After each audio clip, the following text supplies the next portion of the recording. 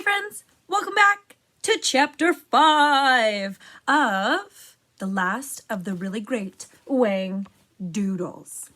Today, I want you to try to use your imagination because the kids are going to use their imagination to try and get access to Wang Doodle Land. So, I want you to use your imagination. Ready? Close your eyes. Think about Miss Russell. Think about me. Think about where I'm sitting, that I'm surrounded by cool things that I like. Imagine me with green, curly hair. Imagine me talking into a camera all by myself and no one's listening. Imagine. Can you see that? Nice. You're using your imagination. Here we go. Let's check things out. Chapter 5. Mrs. Potter was thrilled when the professor telephoned to ask if the children could come to tea. She asked them again and again for details of their visit. What is the professor like? What did he say? What kind of house does he live in? They told her all they could without once mentioning the Wang Doodle. It was hard on Lindy, for she was very excited and she desperately wanted to tell someone about their plans. But her brothers reminded her of the professor's warning, and she remained silent. The following Friday after school, Ben, Tom, and Lindy found themselves back at Stone House. The professor is out in the garden, Mrs. Primrose said cheerfully as she showed the children into the lounge. She opened the French windows and pointed to a small pavilion on the other side of the lawn. He's over there. Hello, hello, hello! The professor's head popped up over the trellis. Come and see what I've got. The children ran across the grass. Professor Savant was kneeling on the floor of the summer house, playing with a large, multicolored rabbit. Oh, Lindy dropped to her knees. Isn't he beautiful? What's his name? Asked Tom.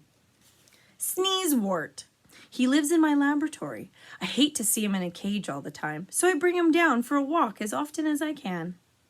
Where did you get him? Ben wanted to know. Sneezewort is the result of a study I did in crossbreeding, the professor said proudly. His great-grandfather was a Belgian hare and his great-grandmother was a Himalayan black and white. I went on from there. You should have seen the combinations I produced. He chuckled. Lindy held out a rolled piece of paper that she had been carrying. Here, Professor, I did a drawing for you. She shyly handed it to him. It's a Wang Doodle, she said. Why, Lindy, how nice. The professor unrolled the paper. But that's wonderful. That looks very much like a Wang Doodle, but you've left out his bedroom slippers. Bedroom slippers? Asked Tom.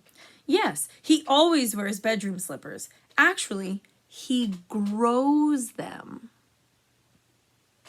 And each year he grows a different pair, a different color, and a different style. Lindy drew in a breath. Oh, that's fantastic. It is, isn't it? Agreed the professor. And what's more, the Wang Doodle never knows what the slippers will look like until he has shed the old pair and grown the new. It's a surprise even to him. The children hardly had time to digest this piece of information when the professor continued. There's one other remarkable thing about the Wang Doodle. He can change color whenever he feels like it.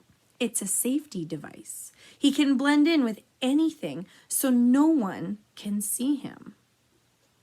Lindy whispered, what color is he normally? Oh, a sort of warm gray-brown, rather ordinary, really. But of course, if he's feeling cheerful, he can turn Scotch plaid if he wants to. The children laughed delightedly. He sounds like such fun, said Lindy. Does he have a beautiful palace? Well, I've only seen it from a distance, but it is rather remarkable. Lots of turrets and things, you know. Does he live there alone? Ben asked. Oh, yes, totally alone. Lindy was concerned. Doesn't he get lonely? I would think so. Why is the Wang Doodle a king? Asked Tom. Because he's the best of all the creatures. I told you about that. Remember? So he's very smart? Smart?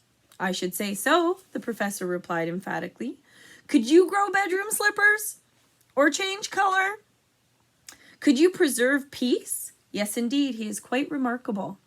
And if we are ever going to see him, we must get to work. The children seated themselves beside the professor, and he pointed to the garden.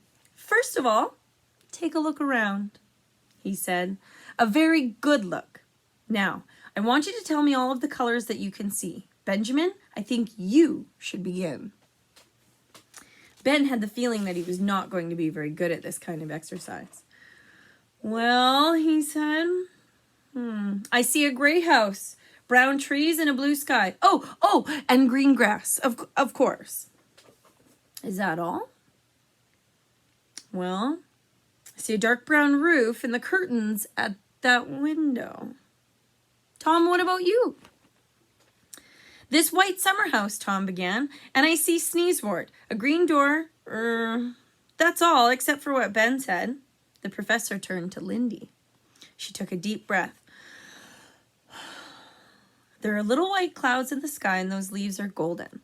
There's a bird with a red-brown chest. Your logs over there are sort of yellow. Those flowers are orange and white. They're late chrysanthemums, said the professor. We'll have a look at them in a moment. But first of all, look at the trees again. They're not just brown, are they? That one there is almost black. And the trunk of that one is copper and smooth. And that one is gray and rough. Those dead leaves are a russet color, aren't they? Now look under the hedge there. Do you see anything? The children looked. They saw nothing. Can't you see the cluster of red berries hanging up under the leaves? The children looked closer. Suddenly, as if the focus were being changed on a camera, the red berries came into their view. Why didn't I see them? Tom said, bewildered. Because you weren't looking.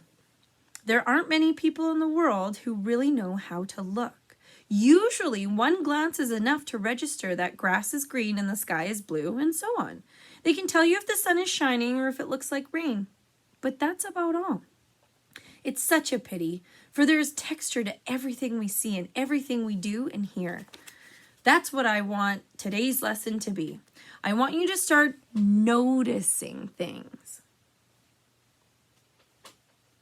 Once you get used to doing it, you'll never be able to stop. It's the best game in the world. I agree. The children found themselves beginning to share the professor's excitement. He spoke with such passion and enthusiasm. Every walk we take from now on, every place that we go, he continued,